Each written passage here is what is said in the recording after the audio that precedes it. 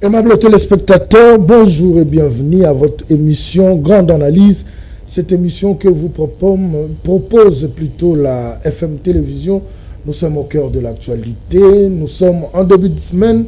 Le week-end était saturé. La semaine dernière, n'en parlons pas, avec beaucoup de sujets d'actualité. L'actualité reste dominée par la participation du chef de l'État au 39e sommet de l'Union africaine où l'Angola a passé le flambeau au Burundi. Donc, João Lourenço cède sa place à Évariste Ndayishimiye. Et en dehors de ça, nous avons vécu cette pluie en fin de semaine dans la ville de Kinshasa. Nous avons tous vu les vidéos qui ont circulé, les cortèges du chef de l'État. Je ne parlerai pas de flotter, mais sous les eaux. Donc, ça prouve à suffisance qu'il y a encore un grand travail qui reste à faire dans la ville de Kinshasa. Mais en fin de semaine aussi, ou la semaine dernière, nous avons aussi vu la première comparution du gouverneur de la province du Congo central, Grace Bilolo. Certes qu'il est rentré en homme libre, mais c'était juste la première audience. Nous attendons voir un peu plus clair par rapport à ces dossiers, parce que jusque-là, ces avocats ont dit aucune griève n'a été mise à charge de leurs clients, donc ils restent à la disposition de la justice. Et comme nous recevons un écho sur ce plateau, nous allons évoquer la gestion de cette province du Congo central qui continue à faire couler encre et salive depuis plus d'une décennie. Donc aujourd'hui, nous sommes le 16 février 2026. La date du 16 février marque une histoire où il y a eu plusieurs Aïrois à l'époque qui ont perdu la vie au cours de la marche des chrétiens, et cette date semble de plus en plus disparaître dans le mémoire des Congolais, alors que tout ce que nous avons connu comme mouvement en 1997 est parti de cette marche. En 1992, nous avons vécu autre chose, et jusqu'à ce que le dictateur Mobutu finit par laisser son poste de président de la République. Nous avons vu la FDL venir jusqu'à l'avènement de Félix Tshisekedi aujourd'hui. Donc, d'entre des jeunes, nous allons parler aussi de cette date du 16 février. Sur ce plateau, je reçois pour vous Maître Éric Bilambadou. Il est cadre au parti Sénarc et communicateur de l'Union Sacrée.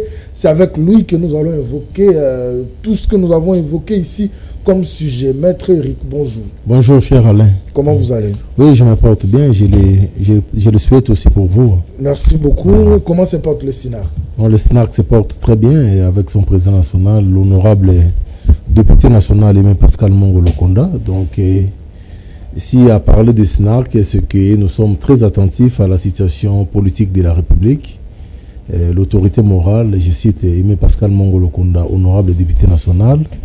Et par mon intermédiaire, se présente les condoléances mémoriales à toutes les familles victimes de cette date que nous célébrons aujourd'hui, que nous commémorons aujourd'hui, celui du 16 février 1990, 36 ans après la marche des chrétiens. Et d'ailleurs, pour l'occasion, en hommage à tous ceux-là qui ont perdu de leur vie et de leur famille, je vous suggère une minute de silence, si vous me l'accordez. Nous le prenons. Merci. Voilà, merci. On peut continuer parce que la télé, c'est le temps. On ne saura pas prendre les 1 minute. Mais en gros, qu'est-ce que les Congolais doivent avoir dans leur mémoire par rapport à cette date?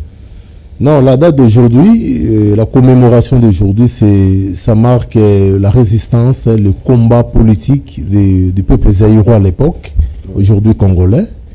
Et ce n'est pas seulement le combat de l'UDPS en fait, parce que l'UDPS, avec les sphinx d'heureuse mémoire, Étienne Tshisekedi Wamulumba, il était mobilisateur non seulement de partisans bien des membres de l'UDPS, mais mobilisateur de tous les Zaïrois, tous ceux-là qui s'attachaient à la patrie, comme voilà, c'est ça.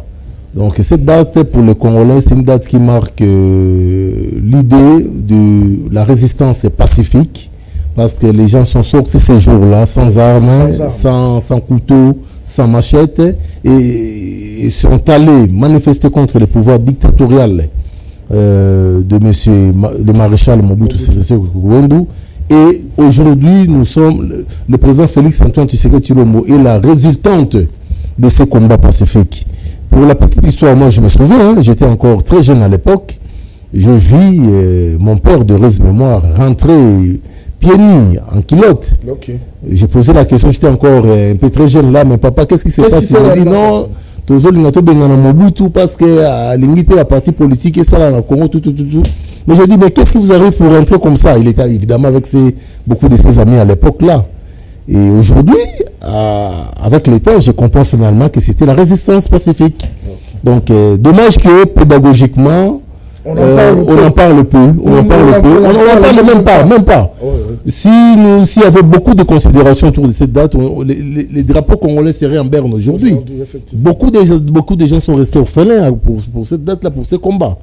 Fort malheureusement, on n'a pas cette culture de maintien des événements dans les cerveaux des Congolais. C'est triste.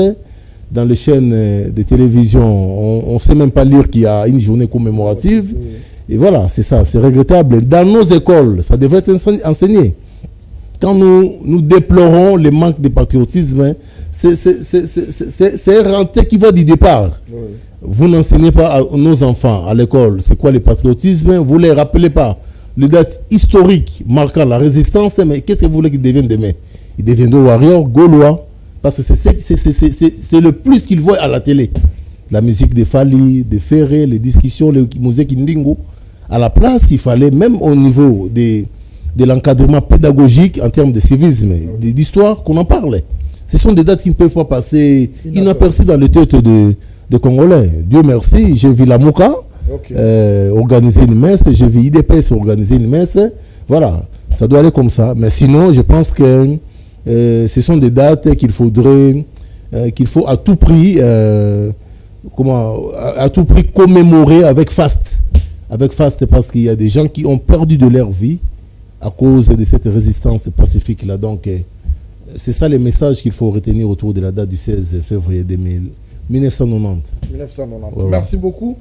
Nous avons voulu ouvrir cette émission par rapport à cette date, mais l'actualité oblige, la République démocratique du Congo a pris part à au 39e sommet de l'Union africaine à Addis Abeba, où l'Angola a cédé le bâton de commandement au Burundi, c'est-à-dire Joao Lorenzo a remis le bâton de commandement à Évariste Ndayishimiye.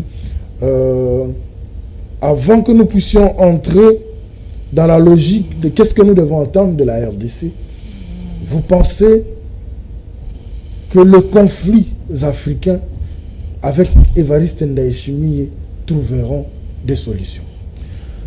C'est ça le souhait. C'est ça le souhait. C'est-à-dire nous voulons que sa mandature puisse être caractérisée par l'instauration de la paix dans la région, particulièrement en Afrique, parce qu'il s'agit de l'Afrique. Mais sinon, en ce qui concerne la République démocratique du Congo, je l'ai toujours dit, je le dirai à jamais assez, ces questions d'abord en prélude du patriotisme qui nous manque, et puis le deuxième volet, c'est le renforcement de capacités pour nos services de sécurité, notamment nos FARDC. Sur le plan régional, c'est ça le souhait. Déjà, il a un penchant très favorable pour la République démocratique du Congo. On sait lire son souci, son pragmatisme et son honnêteté par rapport à la situation de l'Est. Il ne s'agit pas seulement, quand je dis penchant, c'est-à-dire c'est en termes de prise de position honnête par rapport à la situation congolaise. Mais évidemment, les Rwandais sont congolais, comme africains, autant que les Congolais. Je souhaite que son mandat soit caractérisé par ce pragmatisme-là dont il fait preuve au travers de beaucoup de ses sorties médiatiques, particulièrement pour la République démocratique du Congo. Donc, en ce qui nous concerne, je profite pour le dire encore de nouveau ici, la solution, c'est la cohésion nationale, doter nos FARDC de moyens conséquents et puis guérir le fait par le fait. Si les Rwandais agissent par barbarie, les Congo doivent agir par barbarie et enfin l'Union africaine viendra trancher. Si on ne fait pas la même chose, si on ne fait pas ce qu'ils font chez nous, on va commencer à pleurer tous les jours comme des petits lapins. On va commencer à pleurer tous les jours comme des petits lapins.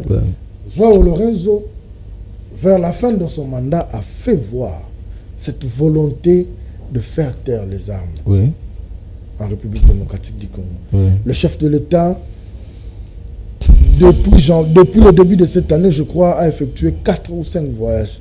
Parce que João Lourenço, dans sa posture de président de l'Union africaine, dans sa posture de, je dirais, de voisins proches, veut voir ou voulait voir la République démocratique du Congo dans cette paix. Parce que quand les frontières de la RDC sont menacées, lui, étant voisin proche, ses frontières sont aussi menacées. Tout à fait. Nous avons vu ces efforts qu'il a fournis. Et aujourd'hui, ces efforts, je dirais, n'ont pas abouti parce que son mandat s'est arrêté.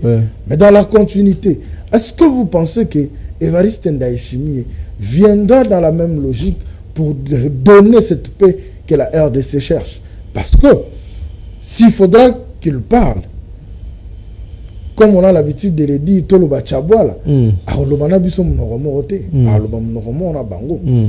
mais dans cette prise de position, il a toujours tendance de prendre position en bien pour la RDC. Est-ce que vous pensez qu'il viendra achever la mission que João Lourenço a commencé par rapport à cette crise dans l'Est?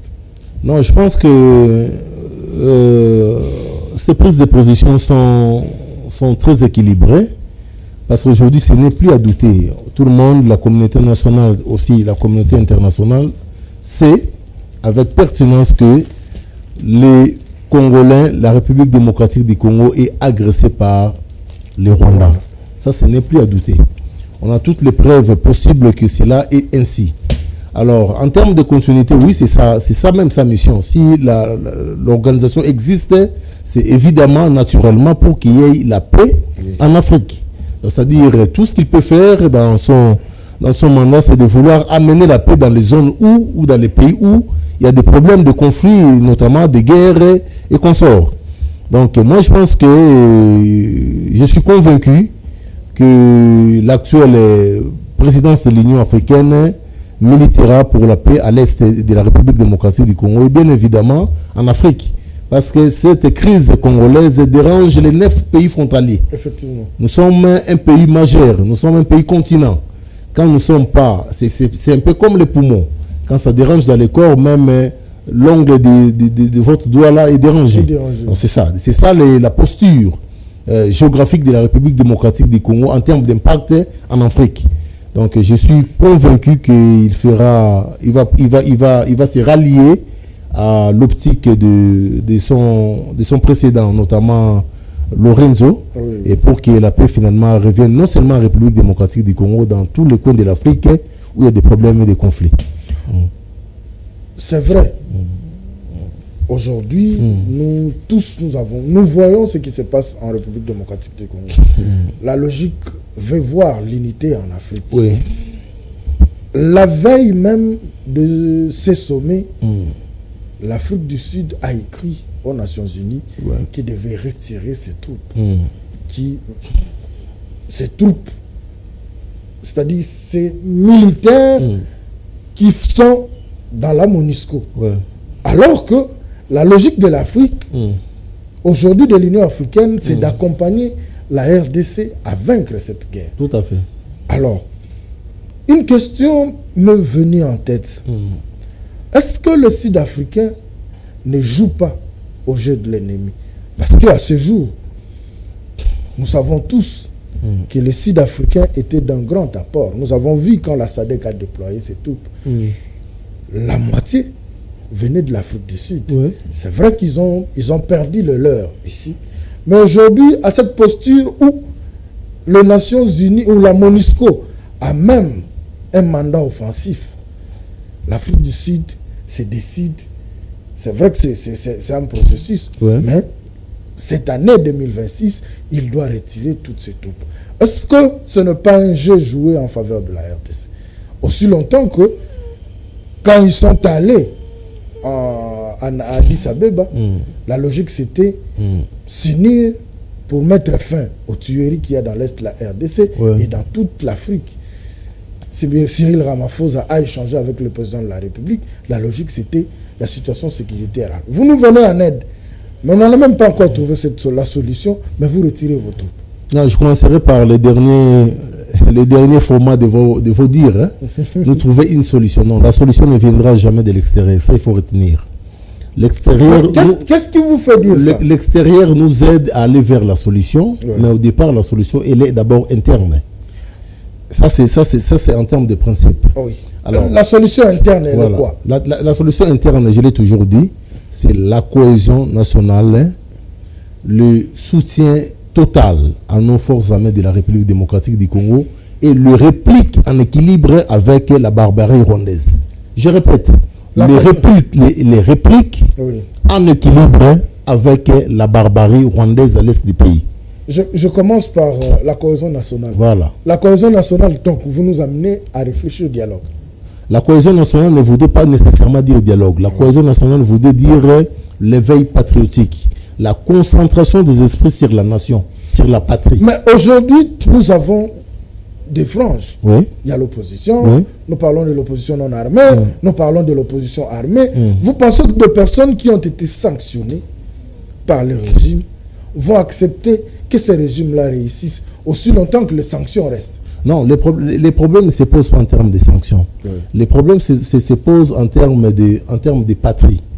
Quand vous parlez d'opposition, il faut ajouter opposition congolaise. Nous sommes partants. Je venais tout à l'heure de vous parler on venait d'évoquer la date du 16 juin, 16 février 1990. Il y avait aussi opposition contre le régime de Mobutu.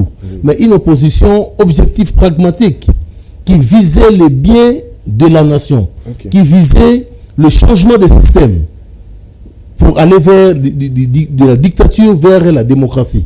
C'est ça ce qu'on appelle opposition, la vraie. Où on ne payait pas 10 000 francs aux partisans pour aller marcher, où les gens sortaient parce qu'il s'agissait du Zaïre à l'époque. Parce qu'il s'agissait de la démocratie qui devait obligatoirement intégrer le système politique congolais. Mais ce n'est pas le cas aujourd'hui. Je ne sais pas quelle définition avez-vous de l'opposition. Opposition dont les membres sont opposants à 12h. À 14h, vous les trouvez à l'Union Sacrée. Il faut aussi à 16h, il est dans la société civile. Non. Le concept opposition a perdu son jus naturel. C'est lui de voir les choses changer. Les gens sont aujourd'hui à l'opposition parce qu'ils cherchaient. Là, je parle de l'opposition non armée, parce qu'ils cherchent des positionnements. Même les fameux dialogues dont vous parlez ici. Croyez-vous que les gens viennent pour que vraiment il y ait une cohésion pour lutter contre les forces mécréantes de la République? Non. Les gens viennent, les gens se tapent poitrine, bec et ongles, parce qu'ils savent qu'il y aura réaménagement institutionnel et qu'ils sont en train de chercher d'intégrer les institutions. C'est tout. On doit se le dire. Ils ne cherchent pas autre chose. Ils ne viennent pas pour la paix, cette paix-là que nous cherchons ici. Mais maître, je vous prends juste au mot. Quand vous réfléchissez de cette manière, vous étant de l'Union Sacrée, donc ça prouve à suffisance que c'est difficile que vous puissiez ouvrir la porte à cette opposition-là pour parler. Non, la porte est déjà ouverte. Il faut suivre la position du chef de l'État. Le chef l'a dit devant les corps diplomatiques réunis. Il a dit que nous sommes favorables au dialogue, mais le dialogue ne doit pas empiéter les décisions de justice. Quand vous me parlez de cette opposition armée, vous citez qui? Dis-moi vous. Quand vous dites opposition armée, tous qui ont rejoint la notamment qui? Il y a Nanga. Je prends d'abord. Commençons par Nanga. À l'origine, son départ vers de la CENI, une institution d'appui à la démocratie de la République de façon constitutionnelle.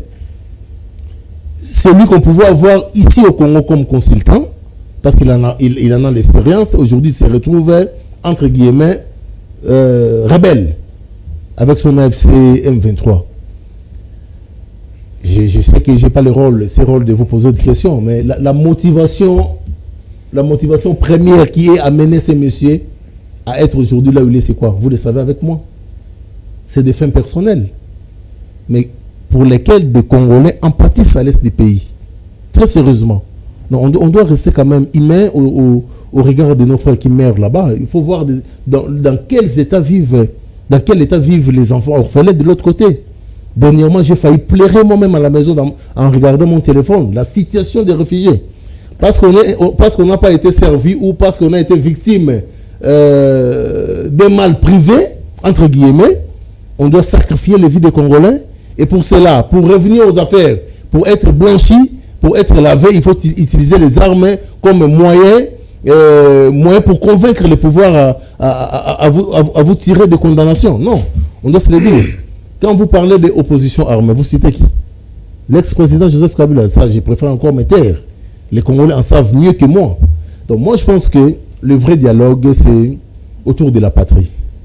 Oui, autour de la patrie, en excluant certaines personnes, pensez-vous que la solution sera trouvée ou le problème est résolu? Non, le problème... Parce que aujourd'hui, nous savons tous, vous venez de le dire, Nanga, rebelle aujourd'hui, bien qu'ils ont un nom à eux qui se font appeler. Notamment, c'est quoi? Je n'entre pas dans ces débats-là, mais aujourd'hui, nous savons tous qu'ils font partie de cette frange de Congolais qui ont pris les armes, qui attaquent la République. Non, c'est-à-dire, sans me prendre au mot, de cette frange des Congolais qui ont rejoint les Rwandais. Là, c'est une figuration. Je termine. Le M23, c'est une figuration, c'est les Rwandais. Maître, je termine ma question. Alors, vous pensez que quand on se met autour d'une table... Avec qui? Quand on devait se mettre autour d'une table... Avec qui? Vous avez parlé de se mettre autour d'une table, parler. Oui, laissez-moi terminer ma question. Parler avec les Congolais. Oui. Ceux qui se retrouvent du côté de la rébellion ne viendront en prenant en quelque sorte qu'ils ne viennent du côté de l'agression. De l'agression, qui ne viennent pas. Ok? Même si on restait autour d'une table, est-ce que le problème sera résolu? Parce qu'eux, ils auront toujours les armes. Est-ce qu'il n'est pas temps? En fait, c'est là où je voulais en venir. Est-ce qu'il n'est pas temps qu'on trouve des mécanismes aujourd'hui pour que les Congolais, et ceux qui ont touché des armes, et ceux qui sont à l'opposition non armée, et le régime, nous puissions parler un même discours? C'est vrai. On va se dire, ils sont membres, le pantin du Rwanda, mais le problème c'est entre Congolais. Je ne sais pas. Je peux le dire à Lingala, mettre aux Abana, moi, à se rebeller. C'est-à-dire, nous sommes dans cette logique de faire d'abord cet appel. Même s'il ne faut pas qu'on se rencontre, la rencontre ne se fasse pas à Kinshasa, peut-être que Bango Baro Banga, mais du fait que nous devons parler Congo, tout le monde est important. Tout le monde est important. Quand je dis vous, c'est-à-dire je vois la posture de l'Union sacrée. Ouais. Apparemment, l'Union sacrée, vous n'êtes pas dans la logique du chef. On dit que Kangela Bango déjà porte. Non, non. Mokonzi, Aoloba.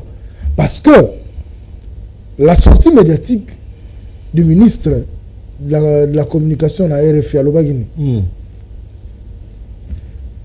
dialogue, mais sans impunité. Oui. Ok? On peut évoluer. Dans l'Union sacrée, aujourd'hui, il n'y a pas de cadres qui ont le sang des Congolais sur les mains. S'il y a des cadres qui ont le sang dans les mains, ou qui sont complices de ce que font les autres de l'autre côté, c'est à la justice. Je ne parle pas de cette guerre d'agression, mais dans l'histoire du Congo. Non, dans l'histoire du Congo, le procureur est là justement pour ça. Le rôle du procureur, ce n'est pas son bureau. Vonde, avec tous les respects que je lui dois, son rôle, ce n'est pas de rester dans les bureaux climatisés. Son rôle, c'est la recherche des infractions. C'est ça le rôle primordial du parquet, évidemment incarné aujourd'hui par Vonde, parce que lui, il est le maître de l'action publique sur l'ensemble du territoire congolais. Il doit rechercher les infractions. Et les Congolais qui ont des vices à reprocher aux compatriotes qui sont complices de meurtres, de génocides et consorts, ils doivent les dénoncer auprès des parquets. Moi, mon problème ici, c'est quoi? Comme je me rallie à l'optique de Patrick Mouya, notre ministre de la Communication. Dialogue, mais sans impunité. Non. Les dialogues, oui, on va parler République, mais c'est que ceux qui sont coupables de condamnation subissent les peines. On en parle aussi légèrement, peut-être parce que dans nos familles, on n'a pas de victimes. Moi, dans mon entourage, j'ai une copine, personnellement, Iguette, je cite son nom sans vergogne, qui a perdu son père, sa mère et toute sa famille. Elle est restée le seul. Et là, il a vu sauve parce que le jour où les forfaits s'étaient perpétués dans leur maison, les assaillants rwandais ont crié aussi qu'il était mort ensemble avec, parce qu'il y avait le sang. Ils croyaient qu'il était aussi mourant avec sa famille. Il a pris le malin plaisir de retenir son souffle faisant semblant comme si elle n'était pas encore morte. Et quand ces gens sont partis, il s'est retrouvé seul, avec toute la famille partie. Vous imaginez, vous viendrez dire à cette personne-là que non, au nom du dialogue, on doit passer outre les auteurs de ces forfaits-là parce qu'il s'agit de... Non, on doit être humain, on doit être humain. Nous, on n'est pas victime de ça. Il y a des gens, moi je connais, je peux te citer des exemples dans mon entourage, des gens qui sont partis, des enfants dont les vies ont été bouleversées jusqu'à aujourd'hui. On a grandi ensemble, mais parce que, je cite son nom encore, Johnny Mabiala, un ancien machiniste de l'ONATRA, assassiné par les troupes rwandaises lors de... Parce que les problèmes ne commencent pas seulement avec ce que nous vivons à l'Est là. Les problèmes commencent le 2 août avec les Rwandais. Mais content de quitter sous Kabila le père, Mosé Kabila. Et ce monsieur-là, mon père d'heureuse mémoire, parce qu'il n'est plus en vie, il était mort, on l'a forcé de prendre un contingent rwandais dans dans sa locomotive pour les amener à Kinshasa. Arrivé à Lufu. Pour rien, ils l'ont tué parce qu'il était détenteur de séries qu'il avait amené les Rwandais. Je connais ces enfants dont les vies sont devenues, je ne peux pas le dire en public ici, perturbés parce que papa n'était plus en vie très tôt. En 98, je pense, ou 98. Non. Quelque part, là, cher Alain, on doit pas banaliser. On n'a pas de souffle spécial que ces gens-là qui meurent à l'Est. On n'est pas plus congolais que ces gens. On ne banalise pas. Les auteurs, nous réfléchissons à haute voix. En réfléchissant, on doit arriver à la conclusion que l'impunité n'a plus de place pour cette question de l'Est là. Nanga, Kabila et tous ces safous-là ne sont pas plus congolais que les autres. Un jour, ils mourront, ils resteront le Congo comme pays. Et le Congo continuera à exister. S'il s'agit de responsabilités pénales, cela doit être établi et les gens doivent subir la rigueur de la loi. Tout simplement. Les dialogues, oui, on va se réunir, on va parler République, mais pas comme occasion de laver ou de blanchir les gens qui ont tué, les gens qui ont fait du mal à la République. Pour terminer cette thématique de sommet de l'Union africaine, qu'est-ce que nous devons retenir de ce qui s'est passé pendant les 2 jours, le 14 et le 15? C'est vrai que nous allons chaque année de sommet en sommet. La crise dans l'Est de la RDC continue à être abordée. Moi, personnellement, je ne vois pas l'apport de l'Union africaine dans cette crise dans l'Est de la République. Est-ce que nous devons continuer à faire foi à ce qui s'est dit dans ces sommets continentaux, dans ce qui vous avez suivi avec moi, je pense, ces députés européens qui a refusé de siéger dans les débats sur la question de l'Est. Il a dit nous allons de parole à parole, mais c'est comme si l'Union européenne est complice. C'est-à-dire tout le monde commence à avoir ces sentiments-là de la complicité sur la RDC. Est-ce que vous pensez que cette 39e sommet de l'Union africaine, l'exercice de Ndayishimiye pourra redonner espoir à la République démocratique du Congo par rapport à cette crise? Parce que depuis que nous avons commencé cette histoire, le président Félix a passé 7 ans. Donc il y a 7 sommets qui se sont succédés, pas de solution sur la crise dans l'Est de la RDC. Non, très, très brièvement, je pense que je vais faire une simulation. Une simulation un peu apparemment banale, mais conséquente. Oui. Quand vous souffrez de la malaria, on vous donne des antibiotiques, il ne manque jamais de vitamines. Oui. Le rôle des vitamines, c'est pour affaiblir l'effet des antibiotiques. Donc, c'est-à-dire, s'il faut comparativement faire une simulation, je considère que le problème de la République démocratique du Congo, à l'interne, c'est l'antibiotique, et à l'externe, c'est cette vitamine-là qui vient pour adoucir les effets de l'antibiotique. Pour qu'il n'y ait pas des effets secondaires. Des effets secondaires de façon aggravée. Donc, je suis en train justement de dire que la solution, elle est d'abord interne. Il nous faut une mobilisation interne. Les Congolais n'ont pas à l'esprit qu'à l'est du pays, les compatriotes sont en train de mourir. La vie que nous menons, ce n'est pas une vie de guerre. Le pays est en guerre, mais on ne le sent pas. On doit se le dire. Rares sont les Congolais qui ont mobilisé autour de cette guerre-là. Il Ils sont à compter. Je cite pour le cas de Maïndombe, par exemple, l'honorable Aimé Pascal Mongolo Konda qui est descendu en plein stade. Des milliers de Maïndombe sont venus à Inongo pour qu'ils disent aux jeunes, intégrer l'armée, réveillons-nous patriotiquement parce que la nation est en danger. On l'a vu avec Guy Luando, oui. Guy Luando Baleine, hein, comme on aime l'appeler, avec chez lui là-bas à l'Équateur. Oui. Il a mobilisé pour dire que moi je suis Guy Luando, ministre en fonction, mais je laisse d'abord ma table là-bas à Kinshasa, je viens chez vous ici pour mobiliser que le pays est en guerre. Il faut des personnes mobilisatrices pour cette guerre de l'Est du pays. Il n'y a pas une mobilisation générale nationale, on doit se le dire. Les gens sont distraits. Les gens sont distraits, croyez-moi. On n'a pas une vue de guerre. La guerre, ce n'est pas seulement les armes. La guerre, c'est au départ un état d'esprit. Quand on arrivait à ravir les armes des Rwandais à Manjili, en 1997, vous prenez, j'étais encore très jeune, mais je me souviens, on a arrêté des Rwandais, on a la police, avec des armes. Ils peuvent tirer sur vous. La force spirituelle unie autour de la nation a toujours eu le soutien de l'Éternel. Même quand les Israélites allaient de victoire en victoire, c'était la cohésion d'abord spirituelle en esprit. On n'a pas cet esprit-là. Un pays à guerre ne doit pas vivre ce qu'on vit aujourd'hui. Les gens sont dans les boîtes de nuit, et les publicités de boissons en tout moment, en pleine journée, des théâtres non éducatifs. On ne sent pas. Et l'ennemi profite de cela. J'ai même vu un concert dans lequel on a écrit sponsor Génocoste. C'est bidon. Génocoste. Un mémorial, je te dis. Je m'étais de ne pas citer le nom de l'artiste, mais je confirme. Génocoste et Sensap, cette histoire de Sensap là. Quel rapport il y a vraiment entre un concept mémorial des personnes qui ont perdu de leur vie? Vous croyez qu'ici, en République démocratique, ici à Kinshasa ou bien à travers le Congo, il n'y a pas d'infiltrés qui amènent ça comme information chez l'ennemi? Il y en a. Déjà, un mémorial qu'on ramène au sponsoring d'un concert de Saint-Valentin. Vous imaginez le contraste. C'est bizarre.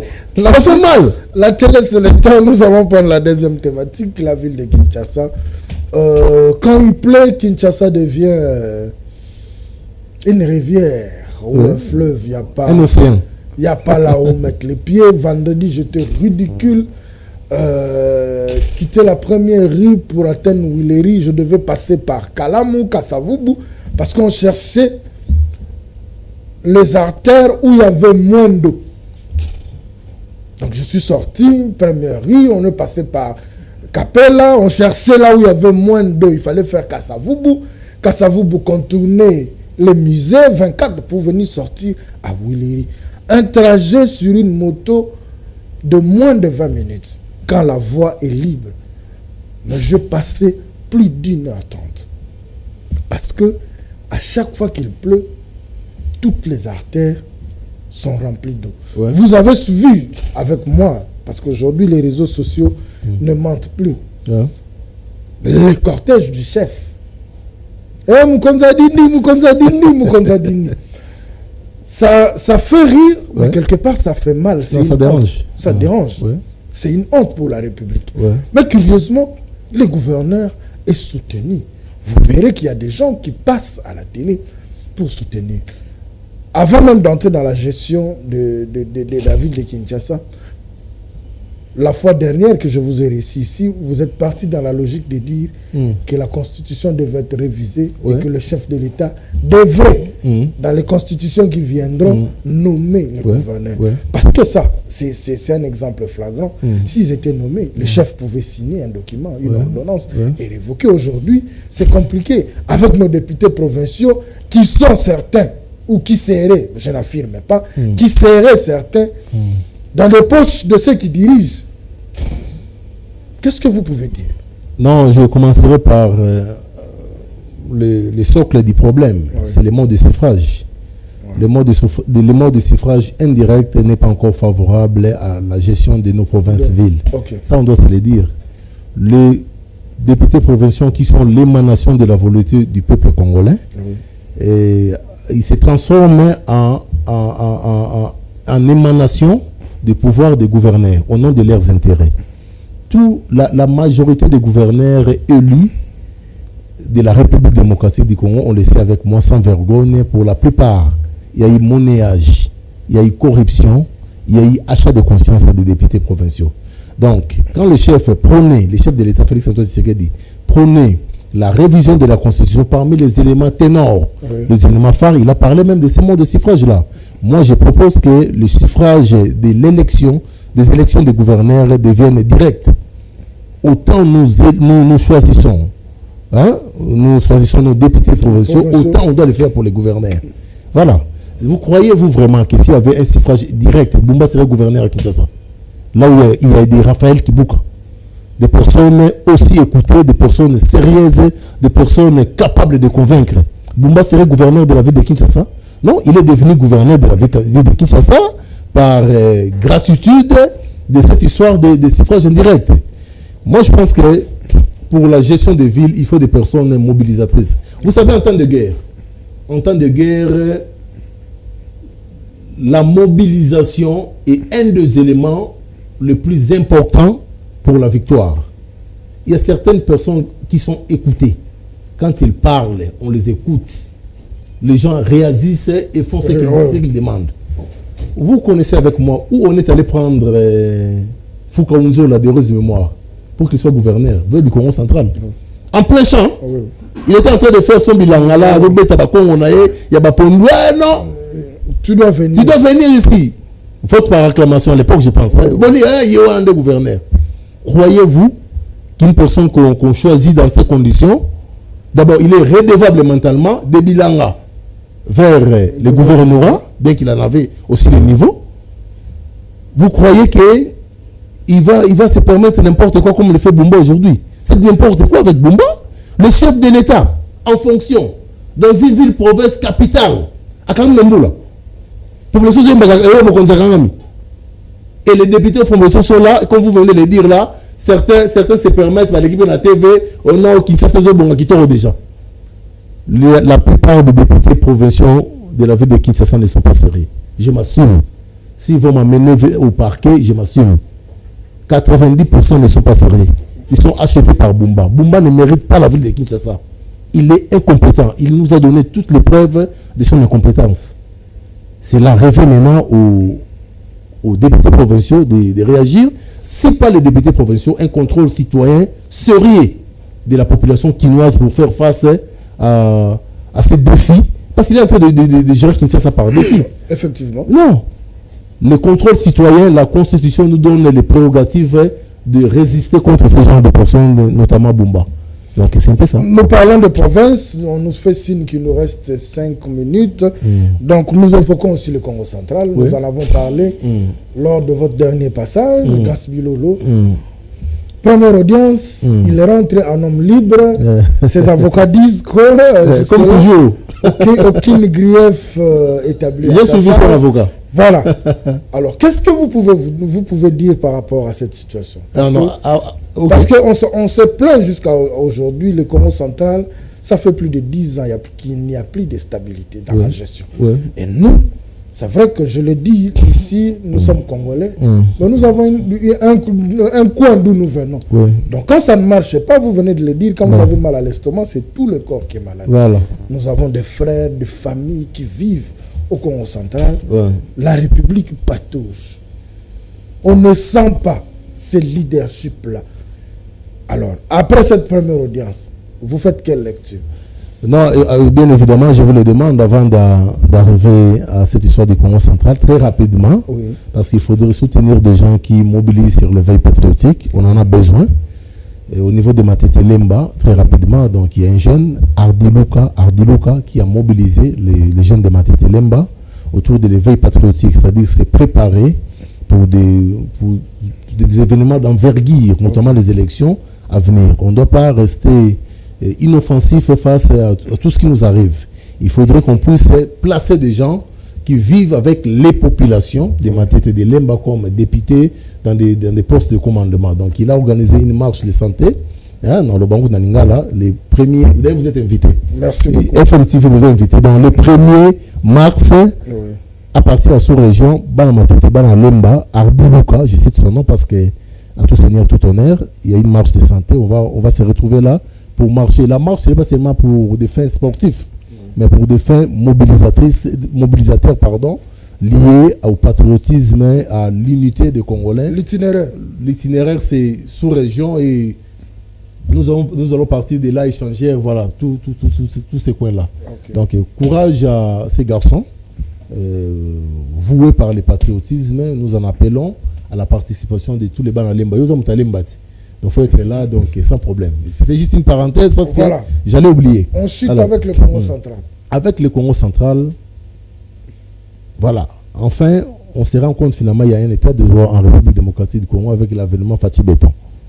Le gouverneur est allé comparaître un homme libre, il est ressorti un homme libre parce que dans les prérogatives du pouvoir du procureur, pour la première comparution, il n'a pas jugé utile que le gouverneur soit mis sous mandat d'arrêt provisoire.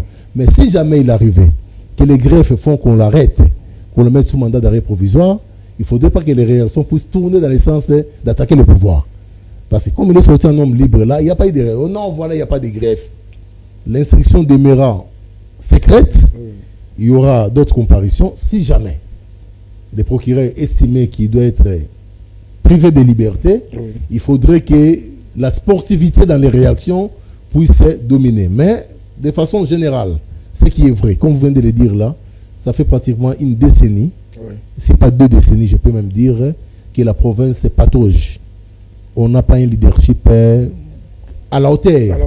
Aujourd'hui, je suis Yombe, Congolais mais Yombe, je peux vous dire qu'on n'a pas un leader. Comme on sait les lire avec les Guy Luando dans les provinces, avec les Aimé Pascal Mongolo Konda à Maïndombe, nous on n'en a plus. Nkaka est parti, c'est les tout derniers qu'on avait.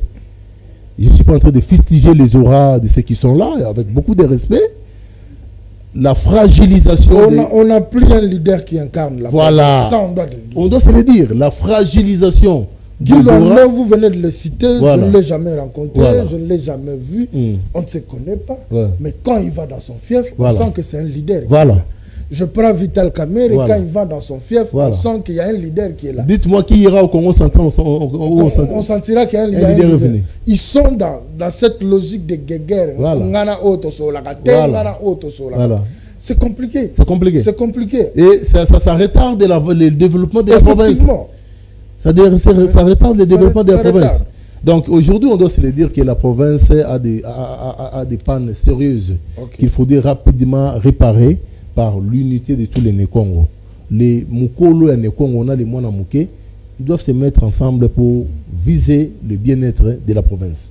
Maître Eric, nous sommes arrivés à la fin. C'est vrai que quand on parle RDC, les temps passent vite. Mais merci de votre disponibilité. Merci, surtout que nous avons ouvert la semaine avec vous. Nous pensons qu'elle sera toute rose cette semaine. Tout à fait. Nous continuons à attendre la disponibilité du président Toyamba Epe. Et au Salabiso bien. Et au Salabiso bien parce que quand vous avez franchi certaines étapes dans la vie politique, qu'on partagera peu aura aux Anango, connaissance aux Anango, surtout à ces jeunes qui aspirent aussi à faire la politique demain, ça fait quand même du bien. Donc vous êtes notre porte-parole. Non, ça sera fait.